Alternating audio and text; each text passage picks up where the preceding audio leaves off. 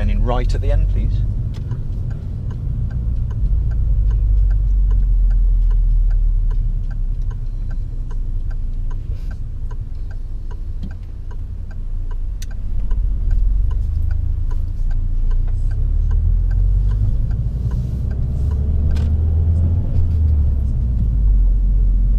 Okay, so for those watching, this is Doru's 6th mock test, and we're starting with normal driving. Independent driving to come in the second half of the test. So back in roll, Doru. So I'd like you to demonstrate how you would wash the front screen, please. Okay. Wash and wipe the front screen. Thank you. I won't be asking you to do that again.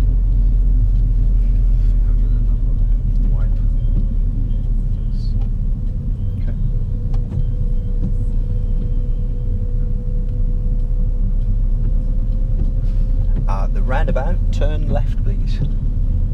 Sorry. Yeah, left.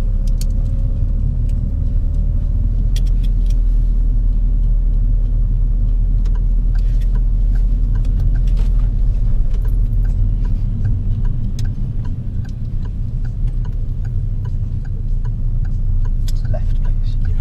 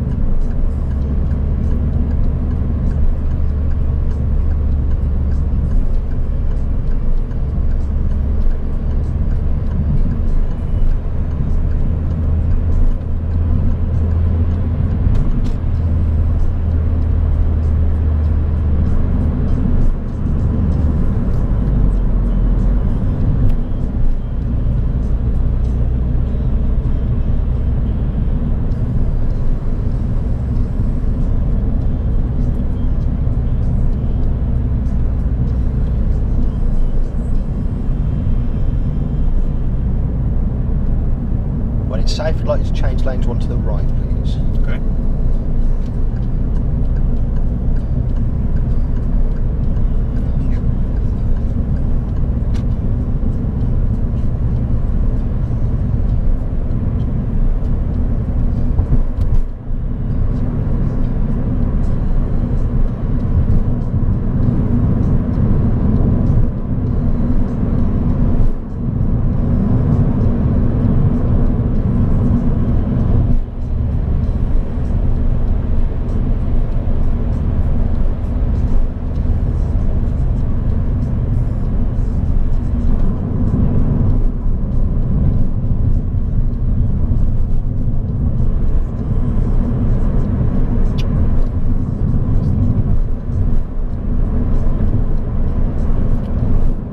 Roundabout, turn left, please. That's first exit.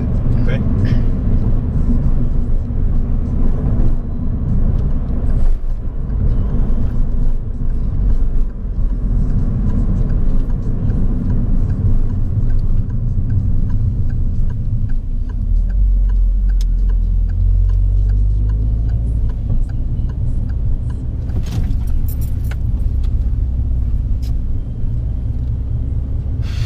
Take the next road on the right, please.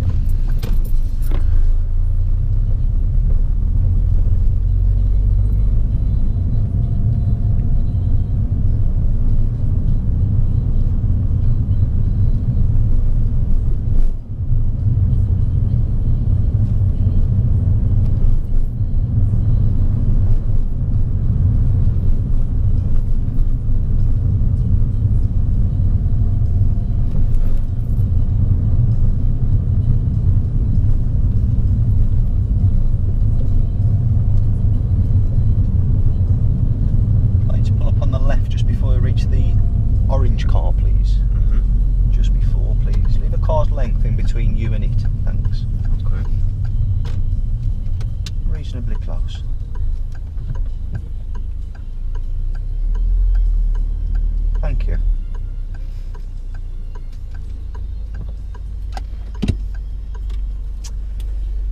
Typical. We just got the lady who's going out. I was just going to get you to do the angle start, you see, just to come round the car. So what I might do, might just edge forward to the up to the blue one, and just after after she moves off. But just wait till she's going, and then you can do our manoeuvre.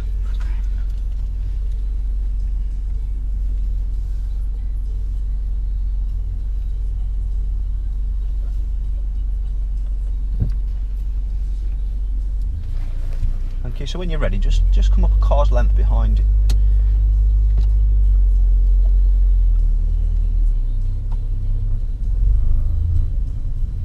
That's great there, thanks.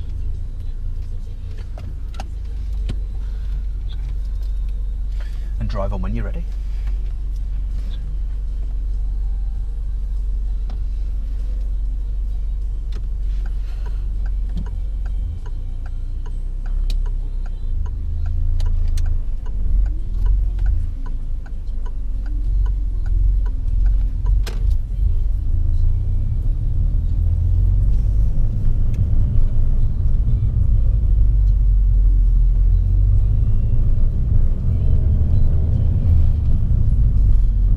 Take the next road on the left, please, just after this gold car.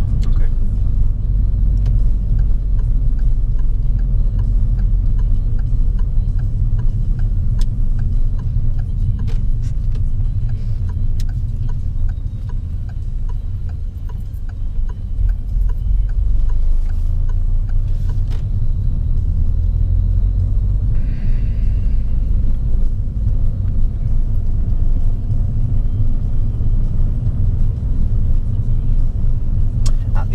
Turn right, please. Okay.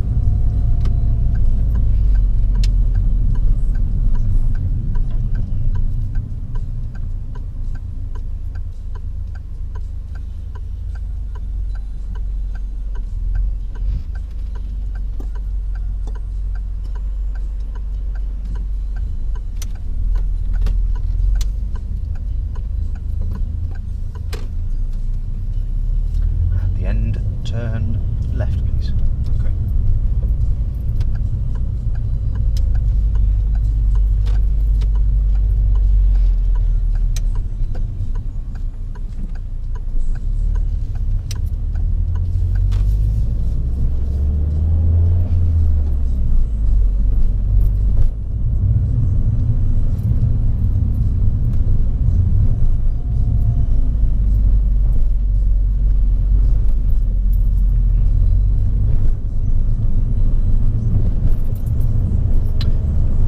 Left at a safe place, please. Okay.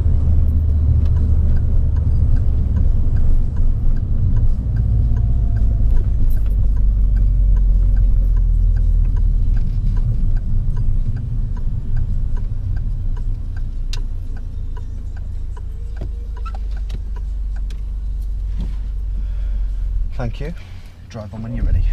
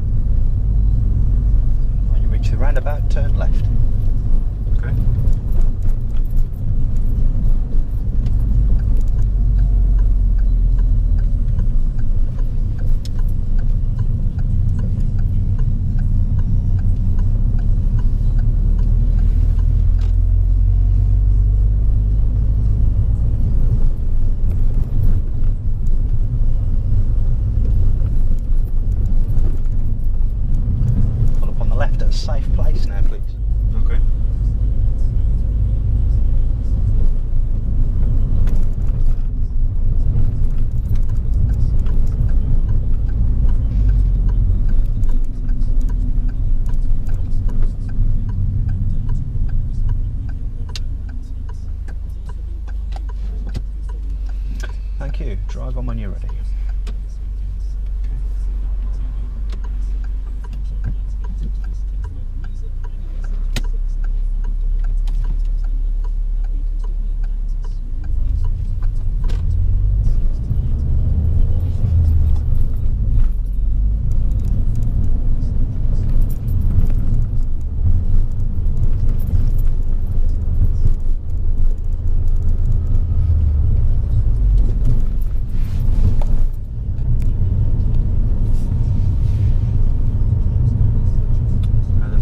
Turning right, please, at the roundabout.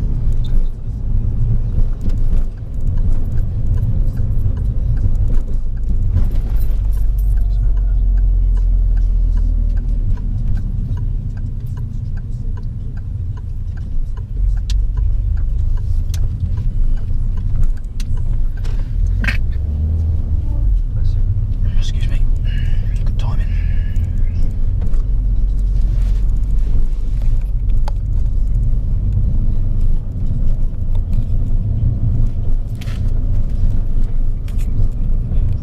Take the next road on the left.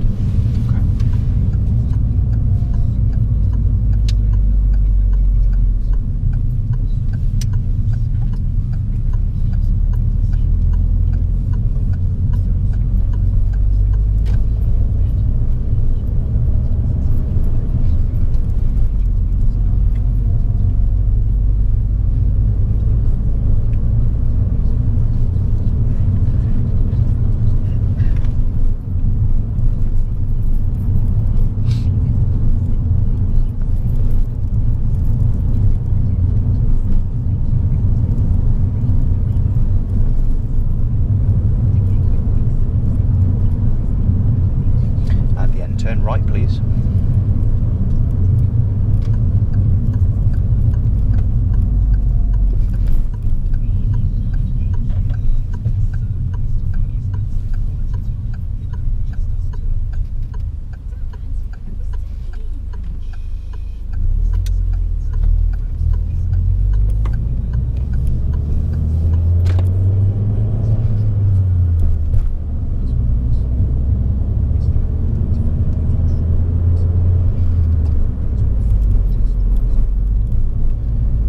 At the end of the road, turn left, please. Okay.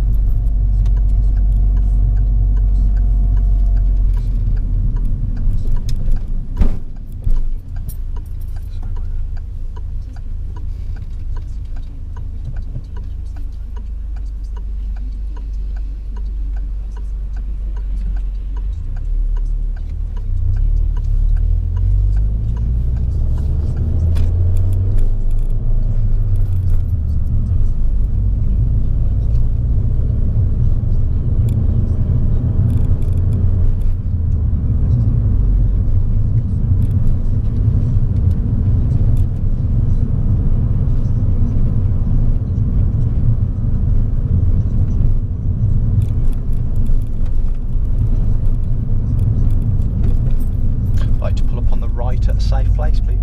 Okay.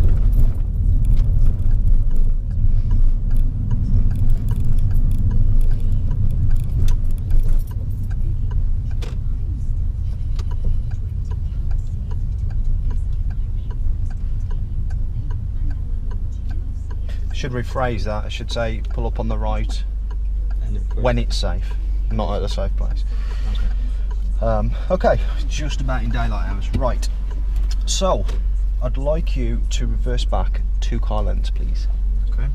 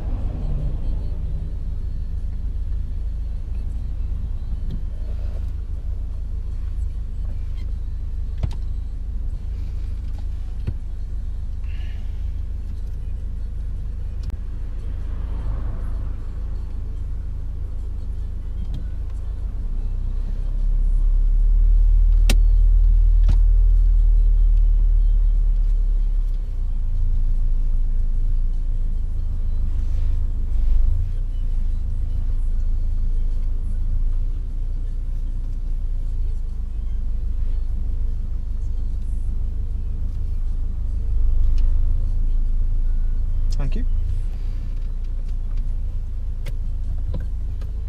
Drive on when you're ready.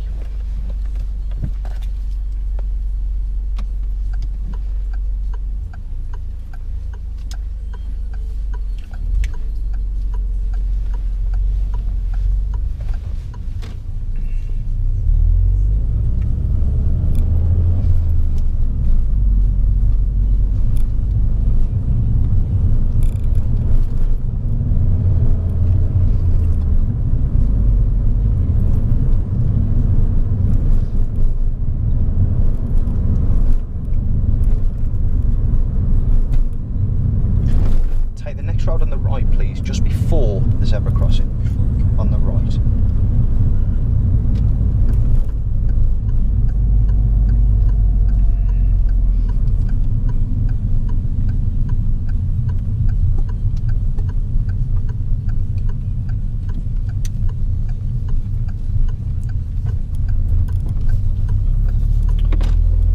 And pull up on the left at a safe place, please.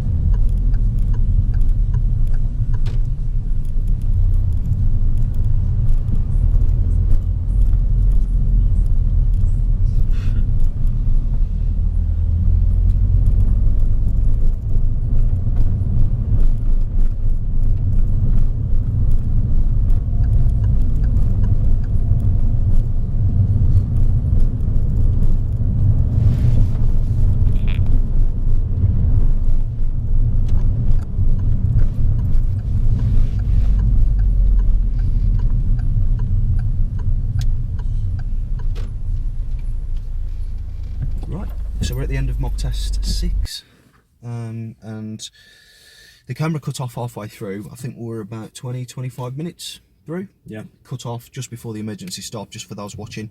So the only thing's missing is the emergency stop and following the sat-nav back. So let's go over the results, shall we?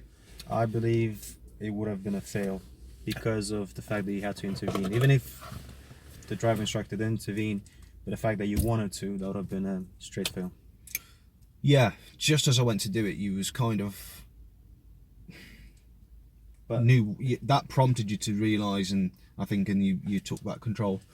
But yeah, if I hadn't have done that, which did prompt you, I believe, we'd have been hitting the curb. Now let's address why that's going to happen. For me, you're overlooking sometimes, and it's not just roundabout. So, but there, the approach was lovely. And we're coming onto the roundabout and you've seen it's clear, you've been planning nice and early. And then as you pass the line, you're looking again. If you've got to look again, then you shouldn't have gone. Because that implies you're not sure. You are sure? Oh, I'm sure you were sure. It's just, yeah, overdoing it. Yeah, don't bother. If it's for my benefit, don't bother. I know what you've seen. I'm watching the whole way, remember. I'm analysing when you do stuff, when you don't do stuff, how things feel.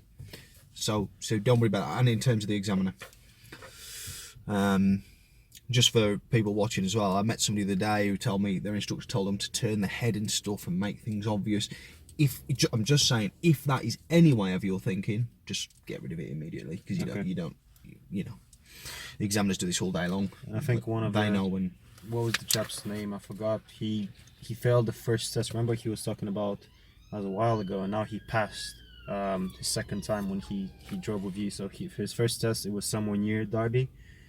And you had a feedback session with him, and he was talking about how the first minor fault he had was when he went past the school, I believe at 20 miles per hour. Josh, I think, yeah, that's the guy.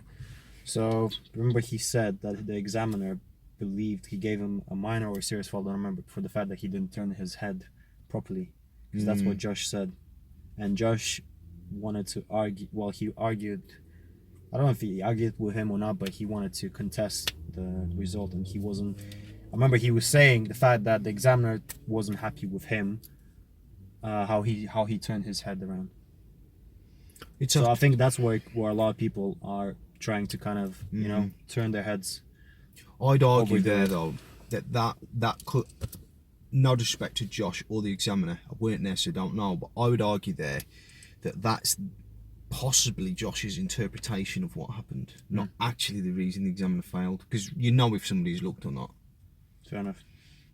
And so maybe this is a possibility. Maybe Josh didn't look, and he thought he did, or he looked and it was too early, or he looked and it was too late. And so the examiner knows when he should have done, and he knows that it was early or late. The trouble is sometimes the feedback is rubbish from the examiners, absolutely diabolical.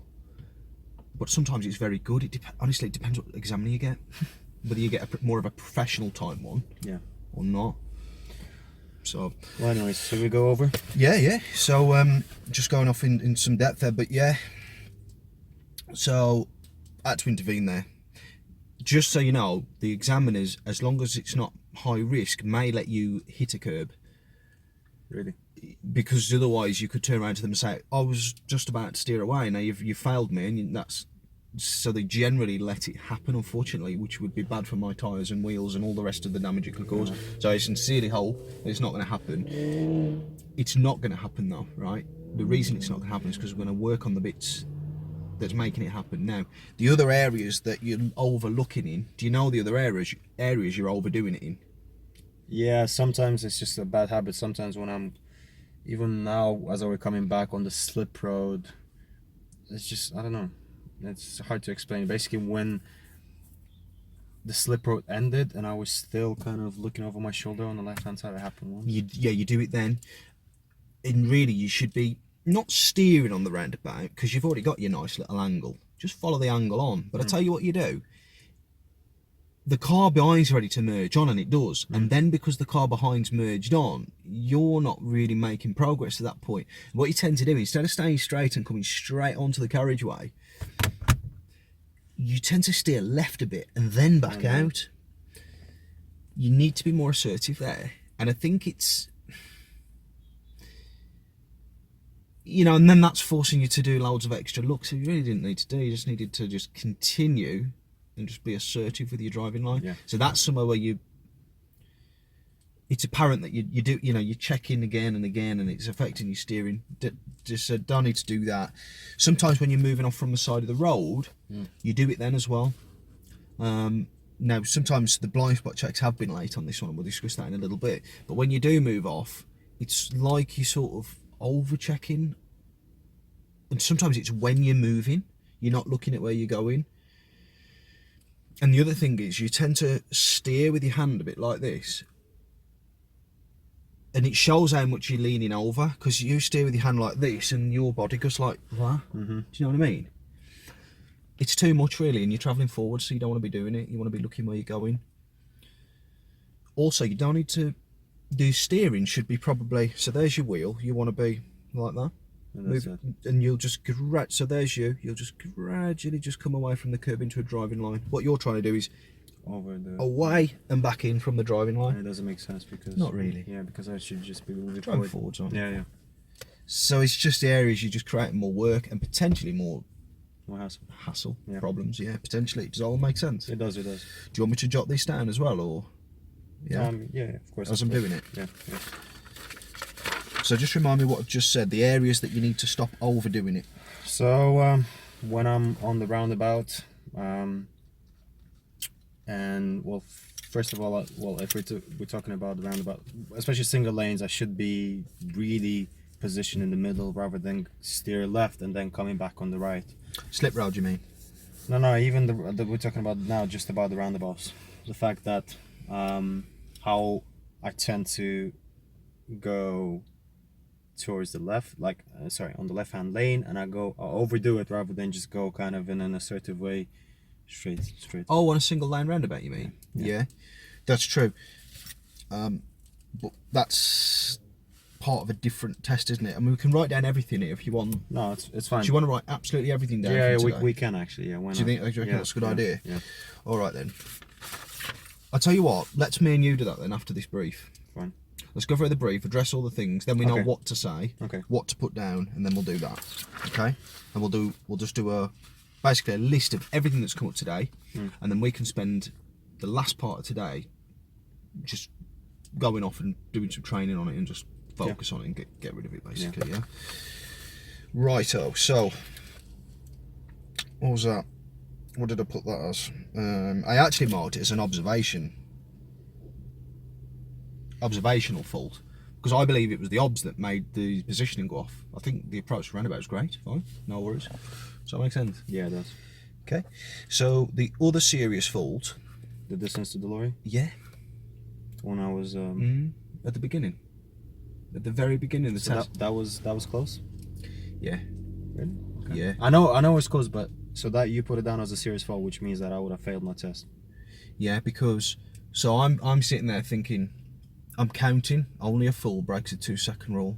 Alright, give him another chance. Only a fool breaks a 2-second rule. Let's give him another chance. Let's see if he drops back yet.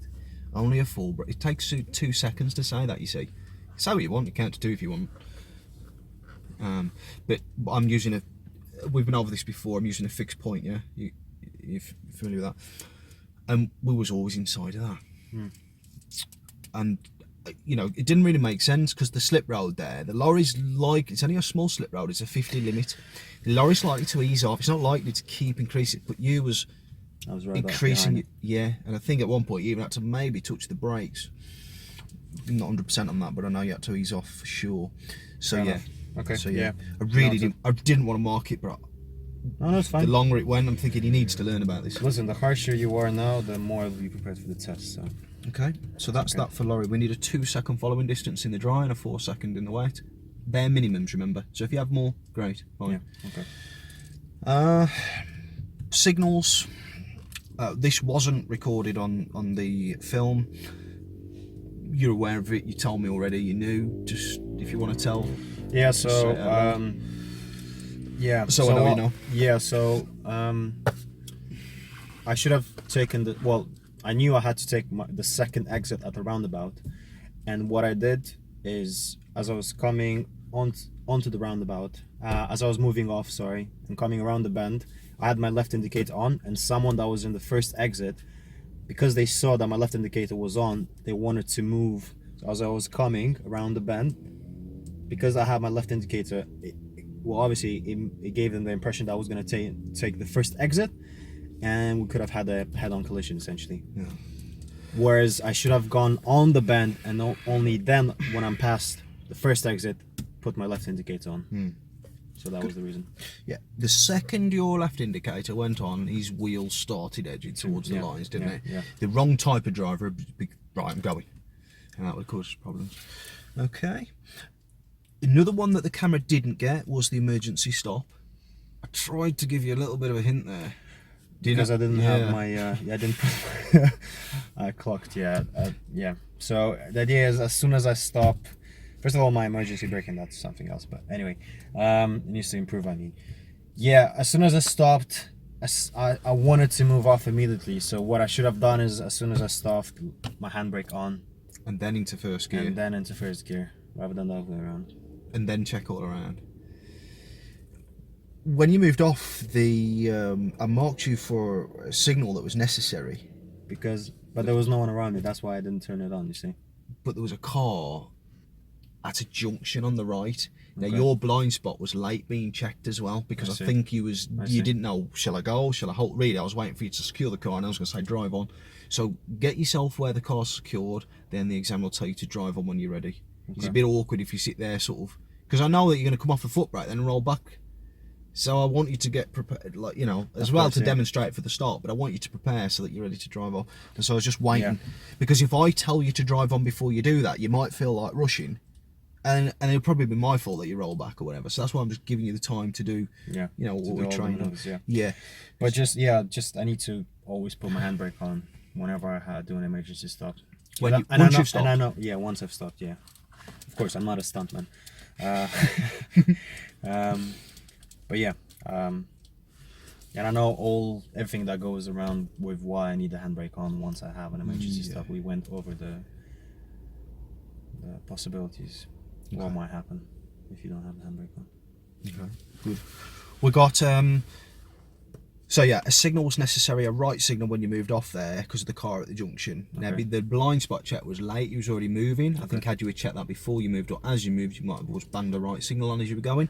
So there's a mark there for moving off, safety, because he's a bit late checking. Approach speed. This was quite early on in the test as we went through to Chaddesden. I think it was just after we pulled up for the very first time. And then I said, turn left after the gold car. Yeah, okay. And we went to the junction at the end. What happened at that junction at the giveaway line? Do you remember? I think I was in first gear and we went kind of slow as we turned right, I believe. Yeah.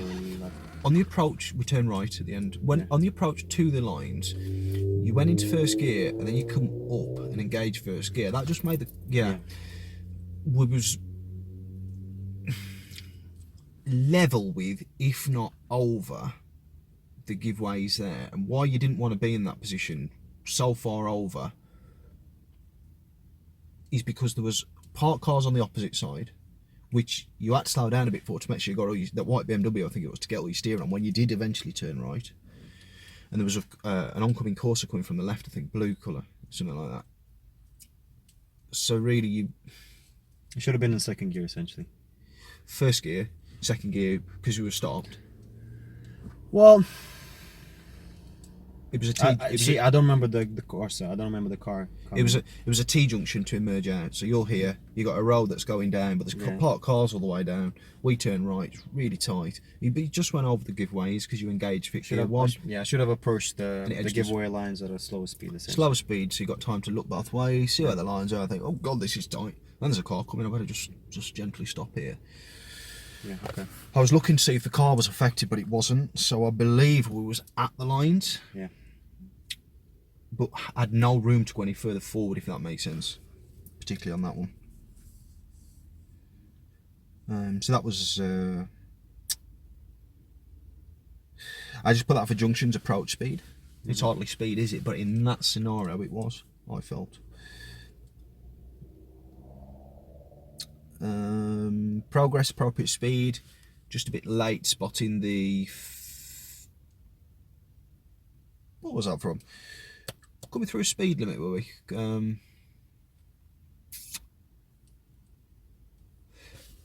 What was that the test before? Hold on a minute. We went through the 50s, didn't we, on the previous test at 56? I didn't mark that, did I, on the other test? Maybe, I don't remember. Why did I mention it? I don't know, you didn't mention it, no. I don't think so. But you realised because you braked. You know, on the last last yeah, I remember. Yeah. That was the previous one. Yeah, I remember. Yeah, I was doing 56, and it was I think a 40, or maybe it was. It dropped back down to 50 from 70.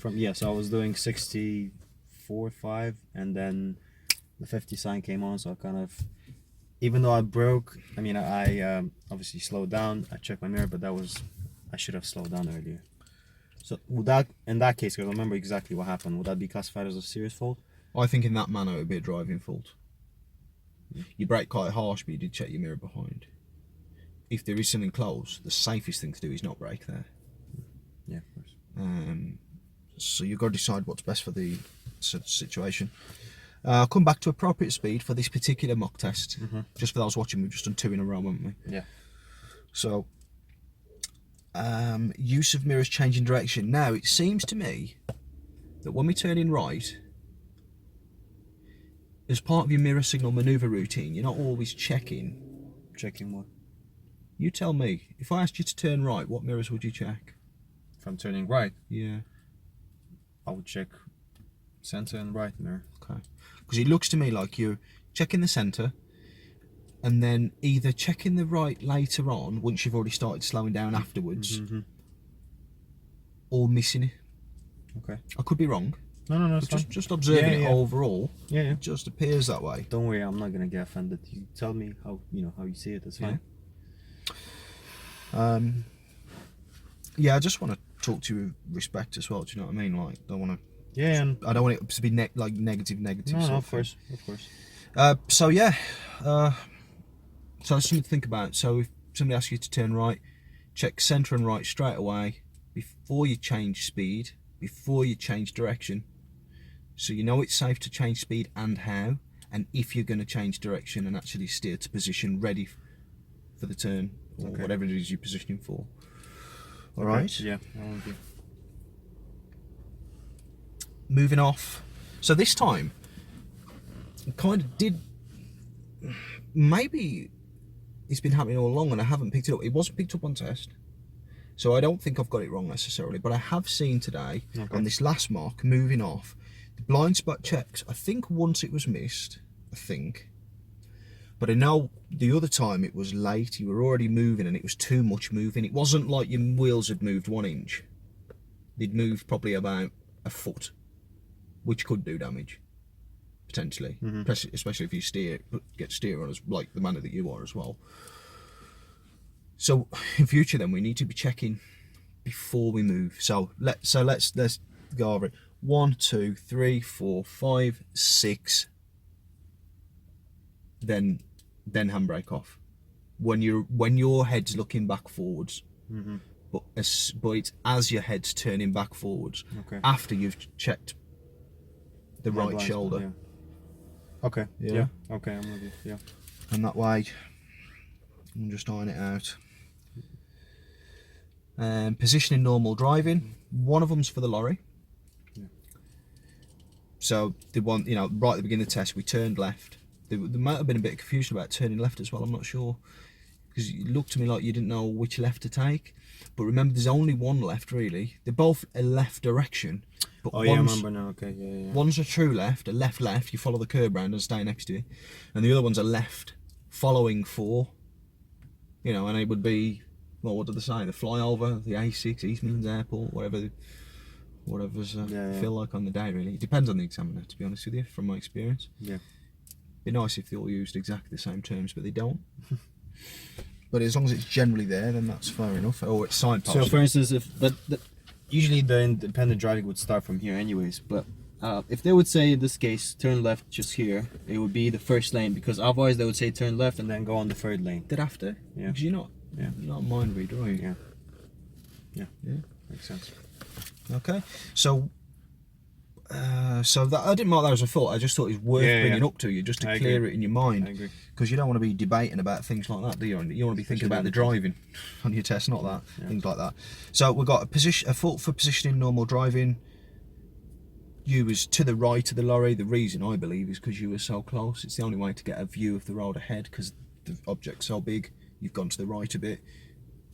You just got to be dropping back and bringing it back. The reason I went so close is because I was looking at the speed sign, right? Because it was 50, and in my head I was like, I shouldn't go slow, because if I go too slow, that can be classified as a serious fault.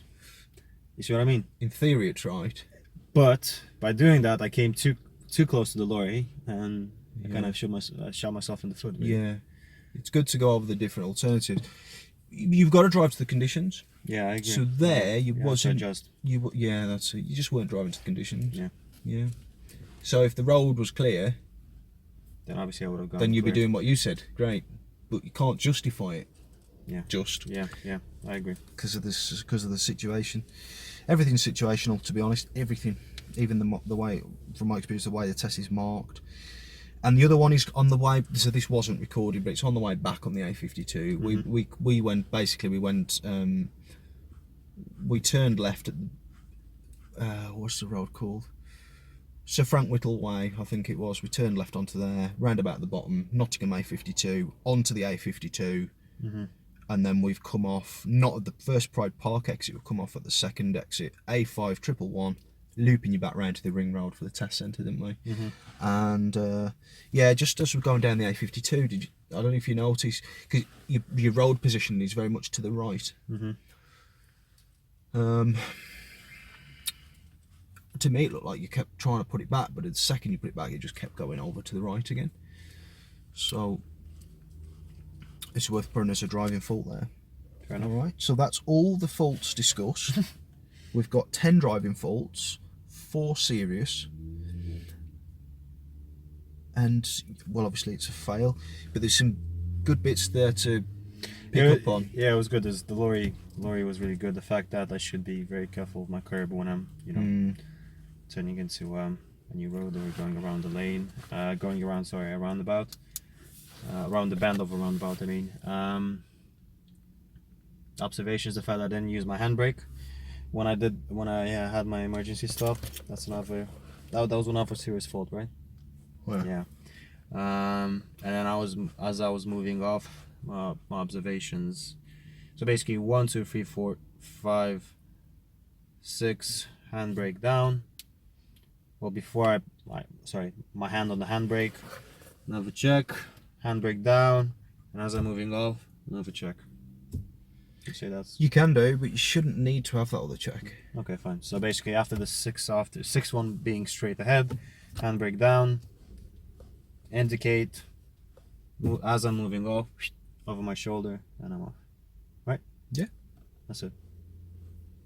Yeah, just make sure it's up to date and you're not doing it while you're, ideally while you're moving. Yeah. Yeah, okay. Right, okay. I've made a couple of side notes again at the bottom. I've said you're glancing in the blind spot when it's not needed. Have we already been over that in this brief? We haven't, we? It's making you do unnecessary stuff, and the overlooking, the over-checking, the overdoing it. Yeah. We had a bit of discussion about this earlier on the drive to site, and we just said, you know, when you're checking, when you're having a glance, it just literally needs to be one of these, back, or to the left, back, done. Not and back, or and back, both dangerous. Not looking where you're going. Yeah. What we got? Steering moving off. I told you about that. And looking at, yeah. So we've been over everything. That's good. The right park. Quite pleased to see you responding to the traffic on that. I remember your one where we did that before, and you was looking at the cars overtaking you as you were moving. Oh yeah, Do you remember? Yeah. So spotting the cars is an improvement, and acting on it. So yeah, that's pretty much everything covered there. Any final thoughts or anything? No, just looking forward to the next one. Okay. So do you want to write this down, or do you want to use the time to go over our remedial actually on the move? Because it's 6:20 now. We'll finish at 7. Got to drive back. Yeah. So it's just deciding how to best use that time now. That's true. Let's just maybe go over a couple of, just try the roundabouts maybe. I don't know. Yeah. I'm just thinking what would be. Because you can always bullet point this when you get in, can't you? You can look at it and think, oh, what was that? What was that? And piece it together. You certainly get all the main points anyway. Be nice if you had all day to go over it, wouldn't it? So there's your mock test 6. Never done 6 mock tests with anybody before. There you go. Yeah, Doru decided that he was learning best from the mock test, didn't you? Yeah. So mock 6. It did seem to work, to be fair, towards the end of that 20 hours we spent together. Yeah. Thank you.